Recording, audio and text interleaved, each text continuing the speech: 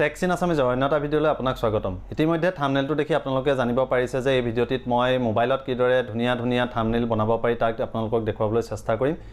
YouTube video' এটাত দৰ্শকক আপোনাৰ ভিডিঅ'টোৰ প্ৰতি আকৰ্ষণ কৰিবৰ কাৰণে প্ৰধান বস্তুটোৱে হৈছে থাম্বনেইল। যেহেতু যেতিয়া ইউটিউবত দৰ্শকে ভিডিঅ'বিলাক এটাৰ পাছত আনটোকৈ চাই যায় তেতিয়া আকৰ্ষণীয় থাম্বনেইল এটা যেতিয়া দেখা পায় তাত দৰ্শকে ক্লিক কৰে আৰু তেতিয়া সেই ভিডিঅ'টিত ভিউজৰ সংখ্যা বাঢ়ে। গতিকে ভিউজৰ সংখ্যা এটা ভিডিঅ'ত বঢ়াবৰ বাবে থাম্বনেইল এটা প্ৰধান ভূমিকা পালন কৰে। গতিকে আকৰ্ষণীয় থাম্বনেইল এটা আমি ভিডিঅ'টোত দিবলৈ চেষ্টা কৰিব লাগে। আজিৰ এই ভিডিঅ'টিত মই মোবাইলতে কি ধৰণে হাই কোৱালিটি থাম্বনেইল আপোনালোকে বনাব পাৰিব তাক দেখুৱাবলৈ চেষ্টা কৰিম। লগতে অসমীয়াত লিখিবৰ বাবে বহুতো ধুনীয়া ফন্ট মই আপোনালোকৰ বাবে লৈ আহিছোঁ। গতিকে আশা কৰোঁ আপোনালোকে শেষলৈকে ভিডিঅ'টি চাব।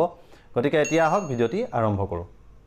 মোবাইলত ইউটিউব থাম্বনেইল বনাবৰ কাৰণে বিভিন্ন ধৰণৰ এপ্লিকেশ্যন পোৱা যায়। তাৰ ভিতৰত যিটো এপ্লিকেশ্যনৰ বিষয়ে আজি মই আপোনালোকক দেখুৱাব বিচাৰিছোঁ সেই এপ্লিকেশ্যনটোৰ নাম হৈছে PixelLab। ইতিমধ্যে মই এপ্লিকেশ্যনটো ইনষ্টল কৰি ৰাখিছোঁ মোৰ মোবাইলত। তলৰ ডেছক্ৰিপশ্যনত মই এপ্লিকেশ্যনটোৰ ডাউনলোড লিংক দি দিম। তাৰ পৰাও আপোনালোকে পোনে পোনে এপ্লিকেশ্যনটো ডাউনলোড কৰিব পাৰিব। অন্যথা আপোনালোকে প্লে ষ্ট'ৰত চাৰ্চ কৰিও এপ্লিকেশ্যনটো ডাউনলোড কৰিব পাৰিব। গতিকে PixelLabত মই ক্লিক কৰিম। ক্লিক কৰাৰ লগে লগে এইটো এপ্লিকেশ্যনটো ইণ্টাৰফেচ। ইয়াত আমি কেইবাটাও বাটন দেখিবলৈ পাইছোঁ। ওপৰ ফালেও বহুতকেইটা বাটন আছে আৰু তলৰ ফালেও আমি 5টা বাটন দেখিবলৈ পাইছোঁ। তলৰ ফালৰ প্ৰথম বাটনটোত যদি ক্লিক কৰোঁ তেনেহ'লে আমি কেইবাটাও ইয়াত প্ৰি ইনষ্টল টেমপ্লেট দেখিবলৈ পাইছোঁ। ইয়াৰ যিকোনো এটা টেমপ্লেট আপোনালোকে বেকগ্ৰাউণ্ড হিচাপে আপুনি চিলেক্ট কৰিব পাৰে। মই ডিফল্ট যিটো টেমপ্লেট আছে তাকে মই বেকগ্ৰাউণ্ড হিচাপে ৰাখিম। এতিয়া আমি ইয়াৰ থাম্বনেইলখনৰ চাইজটো আমি চিলেক্ট কৰিব লাগিব। চাইজ চিলেক্ট কৰিবৰ কাৰণে ওপৰৰ ফালে থকা 3টা ডটত মই ক্লিক কৰিব লাগিব। ক্লিক কৰাৰ লগে লগে এখন মেনু আহিব। ইয়াত ইমেজ চাইজ বুলি এটা অপশ্যন আমি দেখিবলৈ পাইছোঁ, তাত আমি ক্লিক কৰিব লাগিব। ক্লিক কৰাৰ পাছত ইয়াত প্ৰিছেট কাষ্টম হৈ আছে, এতিয়া আমি ইয়াক চেঞ্জ কৰিব লাগিব। গতিকে ইয়াত মই ক্লিক কৰিম। ক্লিক কৰাৰ লগে লগে এখন মেনু আহিছে। ইয়াত বিভিন্ন ধৰণৰ চাইজ আছে। এতিয়া যিহেতু আমি ইউটিউব থাম্বনেইল বনাম গতিকে ইউটিউব থাম্বনেইলত ক্লিক কৰিম। এই এপ্লিকেশ্যনটোৰ সহায়ত আপোনালোকে কেৱল ইউটিউব থাম্বনেইলেই নহয়, তাৰ উপৰিঞ্চি আপোনালোকে ইউটিউব চেনেল বেনাৰো বনাব পাৰিব, বিভিন্ন ধৰণৰ পোষ্টাৰো বনাব পাৰিব। গতিকে মই ইউটিউব থাম্বনেইল চিলেক্ট কৰি অ'কে ক্লিক কৰিম। গতিকে মোৰ এতিয়া চাইজটো চেঞ্জ হৈ গৈছে দেখা পালে। এতিয়া মই যদি বেকগ্ৰাউণ্ডৰ কালাৰটো চেঞ্জ কৰিব বিচাৰোঁ তেনেহ'লে মই তলৰ ফালে থকা 4 নম্বৰ বাটনটোত ক্লিক কৰিম। ক্লিক কৰাৰ লগে লগে ইয়াত মই এটা কালাৰ অপশ্যন দেখা পাইছোঁ, কালাৰত ক্লিক কৰিম। ইয়াত কালাৰ দুটা অপশ্যন আছে, কালাৰ আৰু গ্ৰেডিয়েণ্ট। কালাৰ অপশ্যনত যদি ক্লিক কৰোঁ তেনেহ'লে আমি ইয়াত কিছুমান ছলিড কালাৰ দেখিবলৈ পাইছোঁ। ছলিড কালাৰবিলাকৰ ভিতৰত যিকোনো এটা কালাৰ আপোনালোকে বেকগ্ৰাউণ্ড হিচাপে চিলেক্ট কৰিব পাৰে। আৰু যদি আপোনাৰ মন পচন্দৰ কালাৰটো ইয়াত নাই তেনেহ'লে আপুনি প্লাছ চাইনটোত ক্লিক কৰি পেলাই ইয়াৰ পৰা আপুনি নিজৰ পচন্দ অনুসৰি কালাৰ আপুনি বনাই ল'ব পাৰিব। গতিকে গ্ৰেডিয়েণ্টত যদি আমি ক্লিক কৰোঁ তেনেহ'লে ইয়াতো আপোনালোকে বিভিন্ন ধৰণৰ ডিজাইনৰ আপোনালোকে গ্ৰেডিয়েণ্ট দেখা পাব। মই ক্লিক কৰি দেখুৱাইছোঁ কি ধৰণৰ গ্ৰেডিয়েণ্ট ইয়াত আছে। আৰু যদি আপোনালোকৰ মন পচন্দৰ গ্ৰেডিয়েণ্ট ইয়াত নাই তেনেহ'লে প্লাছ চাইনটোত ক্লিক কৰি আপোনালোকে নিজৰ মনৰ ইচ্ছা অনুসৰি ইয়াত আপুনি গ্ৰেডিয়েণ্ট বনাই ল'ব পাৰিব। মই ছলিড কালাৰ এটাই বেকগ্ৰাউণ্ড হিচাপে ৰাখিম। গতিকে মই কালাৰত ক্লিক কৰি এই কালাৰটো মই বেকগ্ৰাউণ্ড হিচাপে ৰাখিছোঁ। এতিয়া মই ৰাইট চিনটোত ক্লিক কৰিম। গতিকে এই কালাৰটো মোৰ বেকগ্ৰাউণ্ড হিচাপে ছেট হৈ গৈছে। এতিয়া মই ইয়াত নিউ টেক্সট বুলি যিটো টেক্সট বক্স দেখা পাইছোঁ ইয়াত মই টেক্সট লিখিব পাৰিম। গতিকে টেক্সট লিখাৰ আগতে মোৰ যিহেতু প্ৰথম যিখন থাম্বনেইল আপোনালোকে দেখা পাইছিলে তাত মোৰ ইউটিউবৰ লগ'টো আছিলে। গতিকে ইউটিউব লগ'টো মই ইয়াত ইনচাৰ্ট কৰি লওঁ। ইউটিউব লগ'টো ইনচাৰ্ট কৰিবৰ কাৰণে প্লাছ চাইনটোত ক্লিক কৰিব লাগিব। ক্লিক কৰাৰ পাছত ফ্ৰম গেলাৰী অপশ্যন আছে, তাত ক্লিক কৰিম। ইয়াৰ পৰা আমি আমাৰ পিকচাৰটো আমি চিলেক্ট কৰি ল'ব লাগিব। গতিকে মই ইউটিউবৰ পিকচাৰটো ইয়াত মই ইনষ্টল কৰি ৰাখিছোঁ, ডাউনলোড কৰি ৰাখিছোঁ। গতিকে মই তাক কি কৰিম, ইয়াত মই ইনচাৰ্ট কৰিম। গতিকে ইয়াত আপুনি পিকচাৰটো আপুনি দেখা পাইছে ইয়াত বিভিন্ন ধৰণৰ চাইজ আছে। তলৰ ফালে যদি ভালদৰে মন কৰে 1:1, 16:9। গতিকে যি ধৰণৰ চাইজ আপোনাক লাগে সেই ধৰণৰ চাইজ আপুনি ইয়াৰ পৰা ল'ব পাৰিব। গতিকে মই এতিয়া তেনেকুৱা কোনো কথা নাই, মই নিজে এটা কাষ্টম চাইজ ইয়াত মই লৈ পেলাই ৰাইট চিনটোত ক্লিক কৰিম। গতিকে মোৰ ইমেজটো ইয়াত ইনচাৰ্ট হৈ গৈছে দেখা পাইছে। এইটো এটা PNG ইমেজ হয়। গতিকে ইয়াৰ বেকগ্ৰাউণ্ডত কোনো ধৰণৰ আপোনালোকে বেকগ্ৰাউণ্ড দেখা পোৱা নাই। এইটো এটা ট্ৰেন্সপাৰেণ্ট আমি এটা ইমেজ দেখা পাইছোঁ। গতিকে বেকগ্ৰাউণ্ড আপোনালোকে যদি এখন ইমেজৰ পৰা কিদৰে বেকগ্ৰাউণ্ড ৰিমুভ কৰিব পাৰে তাৰো এটা ভিডিঅ' ইতিমধ্যে মই প্ৰস্তুত কৰি আপলোড কৰিছোঁ। ওপৰৰ আই বটনত তাৰ লিংক দি দিম, তাৰ পৰা আপোনালোকে ভিডিঅ'টি চাব পাৰিব। গতিকে এতিয়া এই ইমেজটো মই ইয়াত ইনচাৰ্ট কৰিলোঁ। তাৰপিছত মই ইয়াত লিখিব লাগে যে ভিডিঅ'ৰ বাবে বুলি লিখিবৰ কাৰণে টেক্সট বক্সটোত মই ক্লিক কৰিম। টেক্সট বক্সটোত ক্লিক কৰাৰ পাছত মই ইয়াত তলৰ ফালে যিটো বটন আছে এই বটনটোত ক্লিক কৰিব লাগিব। তাত কেইবাটাও অপশ্যন আমি দেখিবলৈ পাম। ইয়াত এডিট বটনত মই ক্লিক কৰিম। এতিয়া ইয়াত মই লিখিব লাগিব ভিডিঅ'ৰ বাবে, ইউটিউব ভিডিঅ'ৰ বাবে। ইউটিউব ইতিমধ্যে মই ভৰালোঁ। গতিকে ভিডিঅ'ৰ বাবেটো মই ইয়াত লিখিম ভিডিঅ'ৰ বাবে।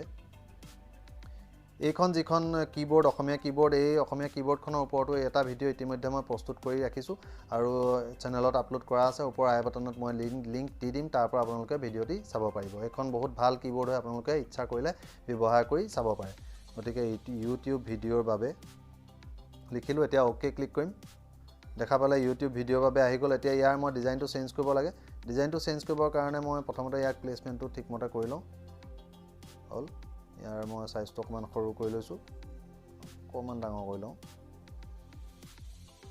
ঠিক আছে এতিয়া ইয়াৰ মই ডিজাইনটো চেঞ্জ কৰিবৰ কাৰণে ষ্টাইল এটা অপচন আছে ইয়াত ব্ৰাউজ বাটনত ক্লিক কৰাৰ লগে লগে ইয়াত কেইবাটাও আমি ডিজাইন দেখা পাইছোঁ মই চেম্পলত ক্লিক কৰিম গতিকে এইটো ডিজাইন আপোনালোকে দেখা পাইছে মই সেট কৰি লৈছোঁ এতিয়া ইয়াৰ ফন্ট ষ্টাইলটো মই চেঞ্জ কৰিব লাগে গতিকে অসমীয়া ফন্ট আপোনালোকে ইয়াত ইনষ্টল কৰিব লাগিব প্ৰথমতে আপোনালোকে ইংৰাজী ফন্ট চেঞ্জ কৰিব পাৰিব কোনো কথা নাই কিন্তু অসমীয়া ফন্ট আপোনালোকে ইনষ্টল কৰিব লাগিব গতিকে অসমীয়া ফন্টৰ কাৰণে মই ডেসক্ৰিপচনত এটা লিংক দি দিছোঁ তাৰ পৰা আপোনালোকে প্ৰথমতে অসমীয়া ফন্টসমূহ ডাউনলোড কৰি ল'ব তাৰ পাছত আপোনালোকে কি কৰিব লাগিব মই দেখুৱাই দিছোঁ ইয়াত যেটো ফন্ট বাটন আছে এ বি তাত আপোনালোকে ক্লিক কৰিব ইয়াত দেখা পাইছে বহুতো ফন্ট আছে ইয়াত যিমানবোৰ ফন্ট আপোনালোকে দেখা পাইছে এইবিলাক কেৱল ইংৰাজী আখৰৰ ক্ষেত্ৰতহে ব্যৱহাৰ হ'ব আপোনালোকে যদি অসমীয়া ফন্ট চেঞ্জ কৰিব বিচাৰে তেনেহলে মাই ফন্টত ক্লিক কৰিব মাই ফন্টত ইতিমধ্যে দেখা পাইছে মই বহুতো অসমীয়া ফন্ট ইয়াত মই ইনষ্টল কৰি ৰাখিছোঁ আপোনালোকে যিখিনি ফন্ট ডাউনলোড কৰিব তাক ইয়াত প্ৰথমে এড কৰিব লাগিব এড কৰিবৰ কাৰণে ইয়াত ওপৰৰ ফালে যদি চাই ইয়াত এটা প্লাস সাইন দেখা পাব ইয়াত ক্লিক কৰিব ক্লিক কৰি যেটো ফোল্ডাৰৰ ভিতৰত আপোনাৰ ফন্টটো ডাউনলোড হৈ আছে তাক আপুনি সিলেক্ট কৰি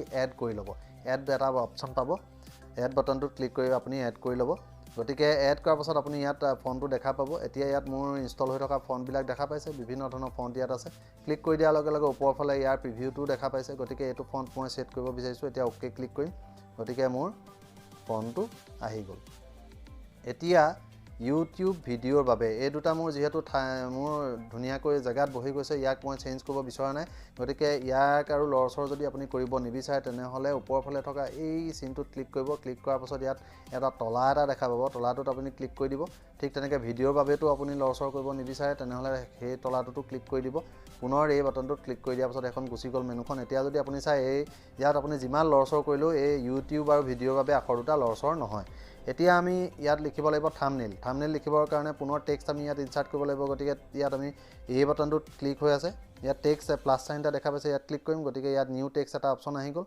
ইয়াত পুনৰ আমি এডিট কৰিব লাগিব এডিট বাটনত ক্লিক কৰিম ইয়াত মই লিখিম যে থাম্বনেল গতিকে মই কেপিটেল লেটাৰ লিখি লম থাম্বনেল গতিকে থাম্বনেল লিখি ওকে ক্লিক কৰিম গতিকে থাম্বনেল আহি গ'ল ইয়াৰ ডিজাইনটো মই ঠিক আগৰ দৰে চেঞ্জ কৰি ললো এতিয়া ইয়াৰ ফন্টটো যদি চেঞ্জ কৰিব বিচাৰো তেনেহলে আমি কি কৰিব লাগিব পুনৰ আগৰ দৰে ইয়াত যদি স্ক্ৰল কৰোঁ তেনেহলে আমি ইয়াত ফন্ট অপচনটো দেখা পাম ইয়াত ক্লিক কৰিম ইয়াৰ পৰা মই ইচ্ছা অনুসৰি যিকোনো এটা ফন্ট সিলেক্ট কৰি লম মই ইয়াৰ মেমে ফন্টটো মই সিলেক্ট কৰিছোঁ ওকে গতিকে এটো মোৰ ফন্টটো ইয়াত সেট হৈ গ'ল দেখা পাইছে গতিকে ধুনিয়া হৈছে ইয়াত আৰু এটা বস্তু লিখিবলৈ থাকি গৈছে মোৰ থাম্বনেলত আছিল 4K মই 4K লিখি দিছোঁ ওকে 4K ওকে কৰি দিম গতিকে দেখা পাইছে এটো ডাঙৰ হৈ গৈছে যদি যায় তেতিয়াহলে আপুনি ইয়াত ধৰি সৰু কৰিব পাৰিব আৰু এটো এনেকৈ টানি দিলে সৰু হৈ যাব গতিকে দেখা পালে অতি ধুনিয়াকৈ মোৰ টেক্সটটো নিজৰ ইচ্ছা অনুসৰি ইয়াত আহিছে গতিকে 4K থাম্বনেল এই জায়গাত বহি গ'ল ইয়াকো মই লক কৰি দিম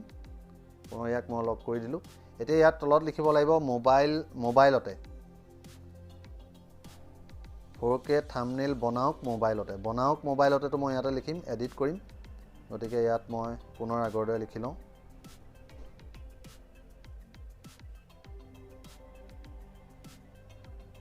মোবাইলতে গতিকে হৈ গ'ল ওকে ক্লিক কৰিম গতিকে বনাওক মোবাইলতে আহি গ'ল এতিয়া ইয়াৰো মই ডিজাইনটো চেঞ্জ কৰি লওঁ গতিকে ষ্টাইলত ক্লিক কৰিম ব্ৰাউজ কৰাৰ পাছত ইয়াত মই এটো ডিজাইন মই সিলেক্ট কৰি লৈছোঁ ইয়াৰ ফন্টটো মই চেঞ্জ কৰি দিওঁ গতিকে আগৰ ইয়াত ক্লিক কৰি ফন্টত যাম ইয়াৰ পৰা মই ফন্টটো চেঞ্জ কৰি দিওঁ এটো ফন্ট দিছোঁ ওকে ক্লিক কৰিলোঁ দেখা পালে ইয়াৰ ফন্টটো চেঞ্জ হ'ল ইয়াৰ মই এতিয়া কালাৰটো চেঞ্জ কৰি দিওঁ কালাৰ মই চেঞ্জ কৰিলে ভাল হ'ব গতিকে মই ইয়াৰ কালাৰ অপচনত ক্লিক কৰিম ইয়াত গ্ৰেডিয়েন্টত যাম এই কালাৰটো যিকোনো এটা কালাৰ আপোনাৰ ইচ্ছা অনুসৰি আপুনি দিব পাৰে এটো ভাল লাগিছে গতিকে এটো ৰাইট ক্লিক কৰি দিম গতিকে দেখা পালে বনাওক মোবাইলতে আৰু এটা কথা মাত্ৰ লিখিবলৈ বাকি আছে ইয়াৰ তলত আৰু এটা লাইন মই লিখি দিওঁ আকৰ্ষণীয় কৰিবৰ কাৰণে থাম্বনেলটো প্লাস কৰিম এডিট কৰিম লগতে পাওক